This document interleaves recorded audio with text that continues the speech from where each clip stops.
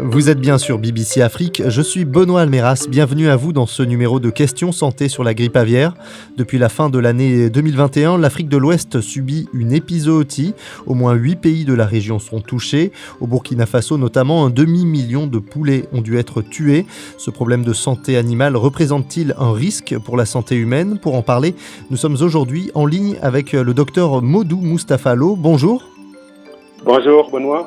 Vous êtes chef du service de microbiologie pathologie aviaire au sein de l'Institut sénégalais de recherche agricole, l'ISRA, et vous êtes également coordonnateur du programme de santé et production animale au sein de ce même ISRA.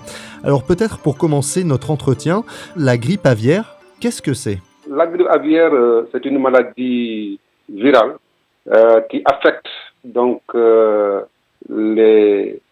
volaille, mais c'est une zoonose également qui peut affecter également l'homme. C'est une maladie causée par un virus qu'on appelle influenza A et qui est responsable de grippe animale. Alors il y a des souches différentes de la grippe aviaire. On connaît davantage le H5N1 qualifié de hautement pathogène. Quelles sont ces différentes souches et quels sont leurs différents risques? Pour parler de la différence qui existe entre les différentes souches, il faut reconnaître également que ce virus est un virus à ARN constitué donc d'un seul segment avec 8 portions segmentées, qui dit un génome segmenté, dit possibilité donc de réassortiment, possibilité également de mutation comme c'est un virus à ARN. Et ils sont capables d'infecter beaucoup d'autres espèces donc pour devenir moins contagieux ou plus pathogènes. Il y a aux environs 144 sous-types en fonction donc du type d'antigène et chaque sous-type peut produire des variants. Et les variants peuvent être plus ou moins pathogènes. Ces 144 sous-types infectent toutes les espèces d'oiseaux, mais seuls 18 sous-types A5, A7 sont actuellement réputés hautement pathogènes. Donc voilà en gros ce que je voulais dire par rapport à cette question. La grippe aviaire semble atteindre de plus en plus d'élevages dans le monde entier, en Europe, mais également en Afrique. À quoi est due cette résurgence? Il faut comprendre aujourd'hui que les maladies zoonotiques ou comme la grippe aviaire, d'ailleurs, je rappelle que le Sénégal a considéré la grippe aviaire comme étant une zoonose majeure prioritaire dans le cadre du programme One Health. Et aujourd'hui, ce qui se passe, c'est qu'il y a beaucoup de facteurs qui interviennent. Mais le premier facteur qui est connu aujourd'hui, c'est un peu les mouvements migratoires. Les oiseaux sauvages, aujourd'hui, migrent de continent en continent. L'autre élément, c'est la conduite des troupeaux.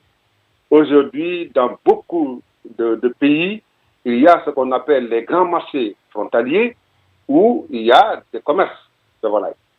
L'autre élément qui est extrêmement important, c'est l'empiètement de l'habitat sauvage aujourd'hui, qu'on a constaté et que l'homme a tendance donc à quitter son habitat naturel pour revenir maintenant habiter l'habitat sauvage.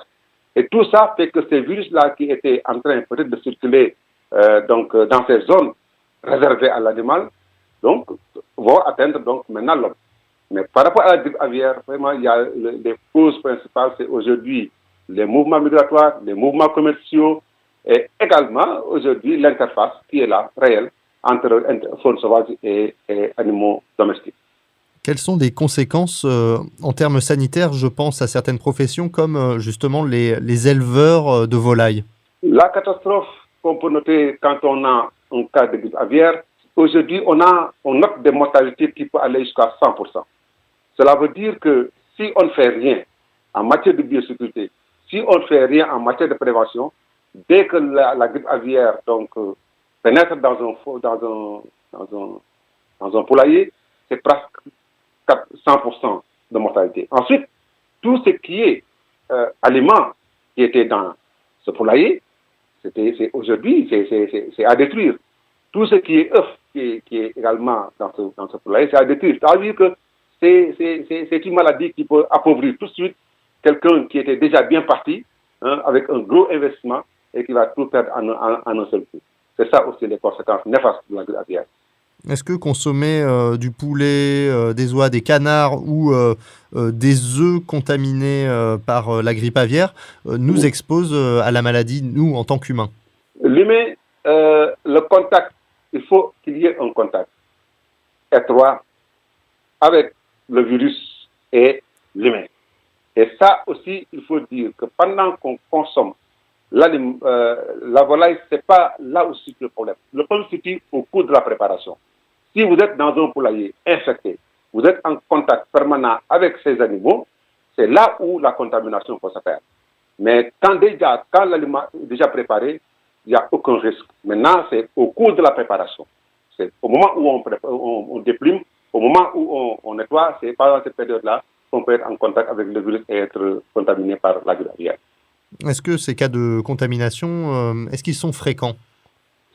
En tout cas, ce qu'on peut noter, c'est qu'il y a des cas souvent qui sont rapportés dans certains pays, mais jusqu'à aujourd'hui, par exemple, ce qu'on a noté, la première épisode, par exemple, de grippe qui sont connus, par exemple, aux États-Unis ou ailleurs, ce qu'on a constaté, c'est que, par exemple, je peux donner l'exemple, par exemple, des États-Unis, où on a vu les premiers cas humains d'abord.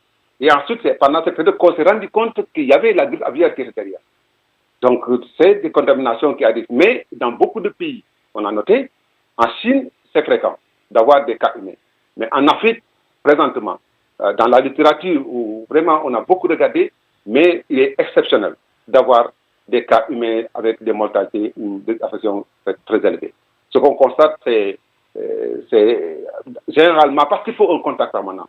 Il faut un contact permanent et à long terme.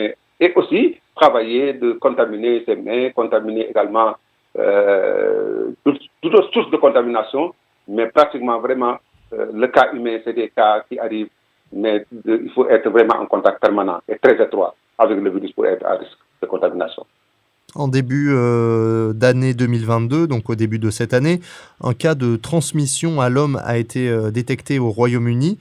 Y a-t-il un risque d'épidémie, comme on a pu le craindre à tort il y a 15 ans?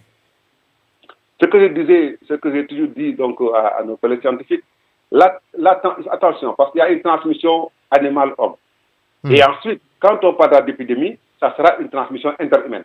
Mais aujourd'hui, je pense que le risque est très élevé parce que d'abord, si toutefois le cas est contaminé, les mesures de biosécurité, les mesures de contention, de confinement qu'on a, ne permettent pas donc de faire évoluer. Parce que c'est la grippe. Hein. C'est la grippe, c'est un virus qu'on peut rejeter n'importe comment, dans la nature ou en contact avec des personnes. Mais ce que je dis encore une fois de plus, comme c'est le cas aujourd'hui de Covid, c'est totalement différent. Donc, il faut vraiment un contact étroit. En tout cas, jusqu'à aujourd'hui, ces cas, c'est des cas isolés qu'on rencontre. L'analyse très approfondie mérite d'être faite pour pouvoir également se prononcer sur éventuelles possibilités d'épidémie avec des cas humains. Nous sommes actuellement en plein milieu d'une pandémie très médiatisée. Y a-t-il un risque de minimiser la gravité des épizooties de grippe aviaire et quels sont ces risques? Je pense que minimiser la grippe aviaire, c'est vraiment mettre les économies des pays à genoux. Aujourd'hui, quand on voit la filière avicole, avec tous les investissements qui ont été réalisés, si on ne fait rien en matière de biosécurité, en matière de prévention, et qu'on minimise la grippe aviaire, je pense qu'on va retourner à zéro. Et je rappelle que pour le cas du Sénégal, depuis 2006, il y avait un arrêté interdisant l'importation donc de tout ce qui est produit avicole, ainsi de suite. Mais ça a beaucoup contribué au développement de la filière avicole. Parce que minimiser la grippe aviaire dans nos contrées, c'est vraiment dire que nous voulons nous exposer à une économie qui va bientôt chuter et drastiquement. Et ça, je pense que ça, c'est pas à minimiser. La grippe aviaire n'est pas à minimiser. Je pense qu'il faut le prendre en compte. D'ailleurs, le Sénégal en a fait une politique. Merci, Dr Modou Moustapha Allo, d'avoir été en ligne avec nous. Je le rappelle, vous êtes chef du service de microbiologie pathologie aviaire au sein de l'Institut sénégalais de recherche agricole. Vous êtes également coordonnateur du programme de santé et de production animale au sein de ce même ISRA. Merci à vous. Merci à vous, Benoît. Merci beaucoup. Cette émission de Questions Santé touche à sa fin. Merci de l'avoir écouté. Benoît Almeras était à la présentation. Très bonne journée à l'écoute de BBC Afrique.